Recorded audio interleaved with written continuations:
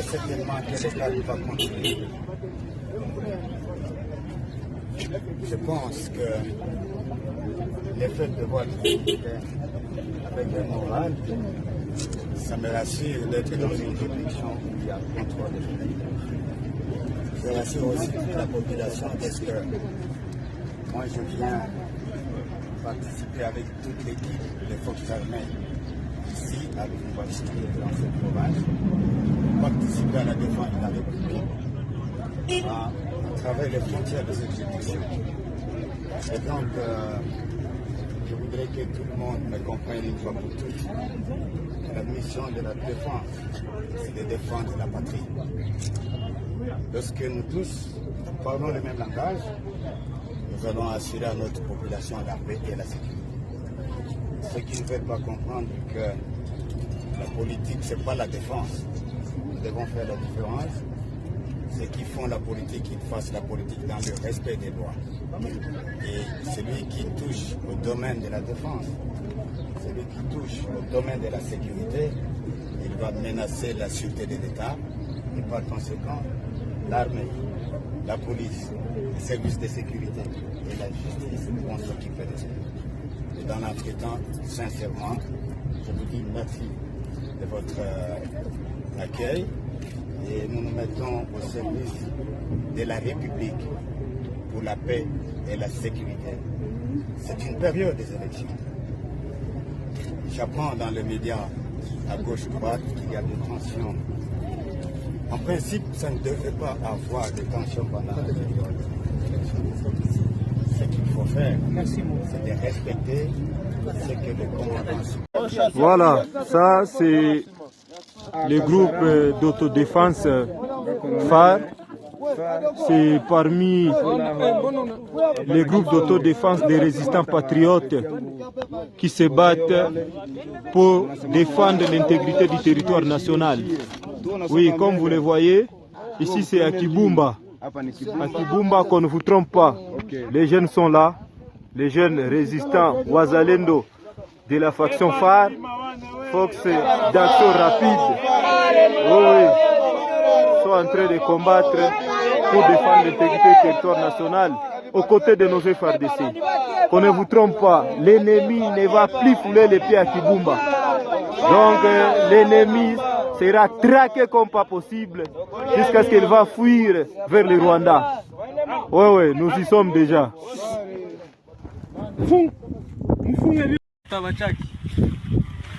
Munionye vyenye wanapoteza vyote. Ase watashinda vita kabisa. Munione bandugu. Munione mizigo ya mabunduki. Naona LPG. Unaona PKM. Yote wanatupa wanaenda. Kelele nini?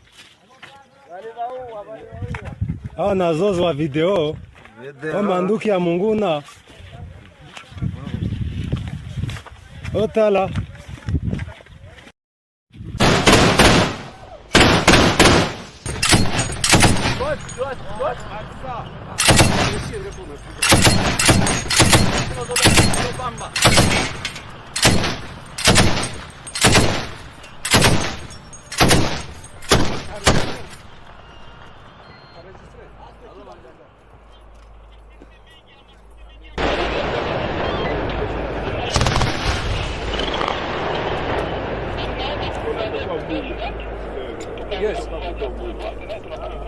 Yes, I am the king. You want to go?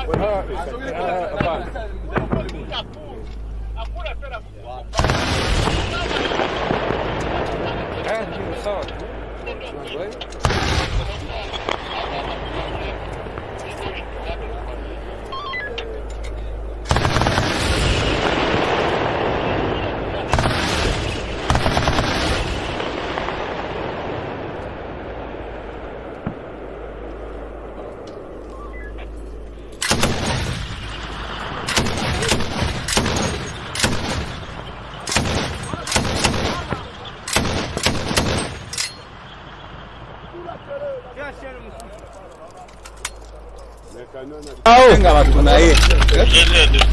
Nakwambia harakisha vere pale.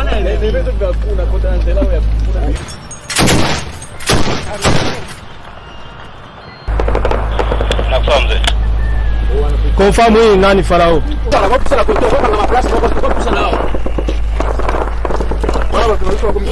Maneno ya kukopesha ni mimi sina.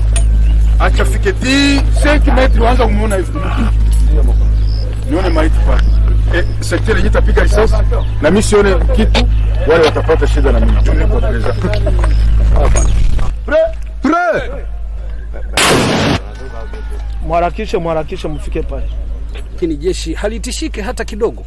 Ukisikia kama hawa askari wanaokuwa na juhudi sasa wakati wa mapigano.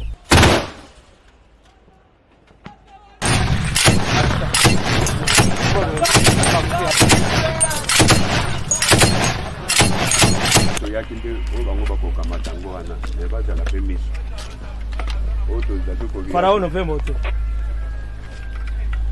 Roja Farao.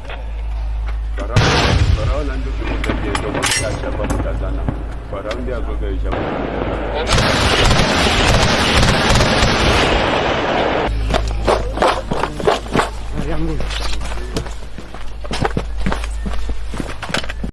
Sur place à l'usine de Mero System à Séoul en Corée du Sud où ces matériels sont fabriqués, c'est déjà la dernière étape de production des bulletins de vote personnalisés. La délégation de la Commission électorale nationale indépendante en mission en Corée du Sud, conduite par le directeur Jean-Baptiste Isipo, a suivi toute la procédure de fabrication de ces bulletins de vote personnalisés qui se fait en 3 grandes étapes, à savoir la zone de l'impression avec le QR code par circonscription électorale, la zone de vérification et collation et enfin le conditionnement avant la palettisation, le filmage et le transfert dans une zone tampon avant l'embarquement pour l'aéroport international d'Échion de la direction logistique de la CENI. L'équipe managériale dirigée par le président de la CENI, Denis Kadima Kazadi, qui suit de près l'évolution de la production de ces matériels sensibles, insiste sur le caractère personnalisé de bulletins de vote par circonscription électorale. Autre travail pas moindre qui se fait à l'usine Mero System, c'est le conditionnement des bulletins de vote personnalisés avec des étiquettes spécifiques et la mise en plastique pour éviter tout désagrément dû aux intempéries. Avant d'être empaqueté, chaque lot de bulletins de vote est minutieusement vérifié par une équipe d'experts qui s'assure que le QR code correspond réellement à ce qu'est sur le paquet du bulletin. Ainsi, s'ensuivra l'étape de la mise en carton. Chaque carton contient précisément 15 paquets de 250 bulletins de vote. À l'étape de la palettisation des cartons de bulletins de vote, la page de couverture qui facilite la distribution indique le hub logistique principal, la province, la circonscription électorale, le nombre de bulletins de vote à l'intérieur, une carte d'initialisation du DEV, une carte d'ouverture, une carte de transmission et une carte de clôture de vote. Sachez que la base d'une palette de bulletins de vote est de 32 cartons. Toutefois, une palette peut contenir 1 ou 2 cartons. Ces palettes, une fois filmées, sont directement transférées à une zone tampon avant l'embarquement pour l'aéroport, direction la République démocratique du Congo. Il faut noter que les élections du 20 décembre 2023 sont irréversibles et que la centrale électorale ne ménage aucun effort pour la réussite des scrutins. Réunion pour ça devant le Messie. Le Messie parce que vraiment un gars d'abord après que vous venez au ministre quand vous ministre ce qui s'est avec tout de respect mais respect n'a rien pour faire c'est vraiment la paix pas na yote et ça candidaté et ça la réalité dans ça pour le que lobby que besoin la candidat peuple donc mais là on a retourné vraiment est-ce que vraiment vous allez vraiment zaïrois vraiment 100% ou bien congolais le local bosso. Deuxièmement, ce qui vraiment aux la poste au PCO on travaille dans Moutouana dans le que ce temps il a besoin de local diamant ivoire ouvre nous n'avons pas besoin de ça d'abord d'arriver là-bas. Est-ce que vous voyez la souffrance du peuple congolais nakata mboka oui bien santé yo sana ngwana oui banu basa ko vivre lakini ngasa nite na kati ya loi na kati ya Kivu na mabele ya Kivu komi wana ville et aller. Ce que soit 1500 km. Auto bengi ba villageois. Oh, la communauté internationale va travailler bango. La richesse ya bango moko. Sous-sol. On a mis ça la richesse. Et ça va contenir. Nous n'avons pas besoin de tout ce que tu es en train de dire là. Des économies, nous n'avons pas besoin de ça. Oui, mais souffrance, nous va s'en bien. Oui, mais peuple va s'en souffrir. Mais c'est d'abord, il faut féliciter les combattants au Bayambi par recevoir yo. Au sein de mon fan d'awanate. Au sol, au Bozalina, pardon, mon côté. Beaucoup sont pardonner. Vous voulez jouer avec nous? Comment se fait-il que yo ya kufanda awo ya kukuta na ba combattre vraiment frère? Boyambi. Parce qu'il est démissionné. Mais non, c'est un traidor. Qui poyo? Beaucoup foot makila bana Congo. Il a l'Angleterre. Il y a politique. Mais souffrance au Bossali, c'est Fougo, c'est mieux sur tout. Premier ministre extérieur de France à Monanga. Dans sa carte internet, dans sa internet, premier ministre de France à Monanga. Ça va combattre les bails combat les boss. Nos ancêtres ont laissé cette parole. Les enfants des enfants des enfants des enfants de nos enfants, un jour viendra, va libérer son terre. Bino bosa ko trahir biso. Que le bosa mutabani, ngasa mutabani na musakata. Moi je m'en fous. Ngara mbongo na na muluba, na sa muyasi, na sa Congo, na sa tekela. Na zali mwana ya Congo. Mais c'est vous allez payer cher. Na moment ndiko fandi wana filma tala. Donc ndenge na sa kutala yo. Donc na so mona déjà na sina yo. Ndenge na sa kutala na sina yo. Merci. Peuple langai vraiment beaucoup yamba muto ndengo mbote mwa biso mbote papa namuna kombolo komola nga mama Neli oui ozamona ya Bukavu na ngana za irebuka na mwana Bukavu na botami na Bukavu na koli pe na Bukavu kata makambu ya polémique ya makasi entre Kamere na Kabere Mukwege mama naye azali muzibaziba papa naye aza Burundi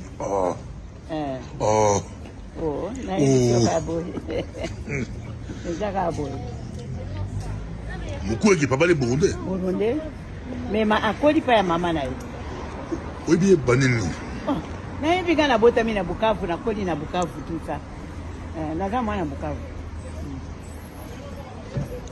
balobi atanga na Bukavu ye Mukwege oui balobi atanga na Bukavu atanga pe na Bukavu ko atanga pe na Burundi mais Congolais 100%. Non, ça 100% te papa na yaza Burundi. Comment papa na? Mais na yebi kombo ya papa na ete na yeme na yebi papa na yaza Burundi. Na bozo ko la Bukavu. To yebi yaza Burundi. To zana bana mingi to kodi sika moko kuna mbe baza ba Rwanda. Lokola ba mushobekwa. Baza ba Rwanda? Mushobekwa. Rwanda. Baza Rwanda. Bokabere. Kamere pia yaza Burundi. Oh. Mama na yaza Mushi. Maman Mushi, papa. Papa Burundi. Est-ce que Osa anti-campagne? Osa anti-campagne pour Okisango à Osaka. Nazali mutu ya président. Nazali mutu ya mutute. Nazande congolaise c'est tout. Na koli na Bukavu c'est tout. Nazali kabila congolaise. Maman na papa belge. Papa belge, maman congolaise. Mais na koli pa ya maman na ngai. Donc moi muzungu. Muzungu na sema. Est-ce que Osa campagne te anti Mukwege? Naza kuna te. Osa kuna te. Makambo yo za matata makambo yo. Le bata Swahili que tout le monde dit magé. Bala Kivu banda le bata Swahili. Niko nasema neno ya sawa, neno ya kweli na vitu la komea chibote Bukavu. Basi mitafichika kitu. Hapana. Hapana. Komo la ngama mama Neli. Mama Neli. Oui. Ozamona ya Bukavu. Na botami na ngana za irebuka. Na mwana Bukavu na botami na Bukavu na koli pe na Bukavu. Kata makambu ya polémique. Polémique ya makasi entre Kamere na Kabere. Mukwege mama naye azali muzibaziba. Papa naye aza Burundi. Naye kabo. Kabo. Mukwege papa le Burundi. Burundi. Mais akoli pa ya mama naye. Obi banini. Naye bigana bota mina Bukavu na koli na Bukavu tout ça. Naza mwana Bukavu. Balobi atanga la Bukavu. Ye Mukwege. Oui, balobi atanga la Bukavu. Atanga pe na Bukavu ko? Atanga pe na Burundi. Ba Congolais 100%. No aza 100% te papa naye aza Burundi. Comment papa naye? Mais nayebi kombo ya papa naye te nayebi papa naye aza Burundi. Na bazokola Bukavu. Toyebi aza Burundi. Tozana bana mingi tokoli sika moko kuna mbe baza ba Rwanda. Lokola ba Mushobekwa. Baza ba Rwanda? Mushobekwa. Rwanda. Aza Rwanda. Bokabere. Kamere pia aza Burundi. Mama naye aza Mushi. Mama Mushi papa. Papa Burundi. Est-ce que osa anti-campagne? Osa anti-campagne mkwege po okisango ausa kanda nazali mutu ya president. Nazali mutu ya mutute. Nazande Congolaise surtout na koli na Bukavu surtout naza kabila Congolaise. Mama na nazali papa belge mama Congolaise. Mema na koli pa ya mama na ngai. Donc mwana muzungu. Muzungu anasema. Est-ce que osa campagne anti-Mukwege? Naza kuna te. Osa kuna te. Makambo yo za matata makambo yo. Lobata Swahili ke beaucoup trop ndimage. Bala Kivu bala ndao lobata Swahili. Niko nasema neno ya sawa, neno ya kweli na vitu la komea chibote Bukavu. Basi mitafichika kitu. Hapana. Hapana. Siwezi kufichika kitu. Merci. Tous en pour la formation partout aux alliés. En tout cas, vous s'abonnez à la chaîne Nabiso ya Sot Mouton TV à mon amboka Binching Monokwa Moïse. S'abonner. Moi j'aime, clique, j'aime et ça la malam. Boto senti que tous ensemble, donc à la information Nabiso. Alors s'abonner massivement à Sot Mouton TV à mon amboka Binching Monokwa Moïse. On est là. Namboka Binshinge mwana kwa Moïse azosala kata Sot Mouton TV. Mboka tokutana na Kinshasa.